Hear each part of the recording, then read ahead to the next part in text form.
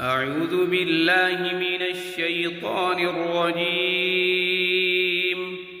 بسم الله الرحمن الرحيم.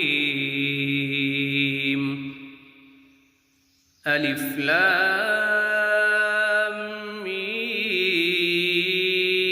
ذلك الكتاب لا ريب فيه هدى للمتقين الذين يؤمنون بالغيب ويقيمون الصلاة ومما رزقناهم ينفقون والذين يؤمنون بما أنزل إليك وما أنزل من قبلك وبالآخرة هم يوقنون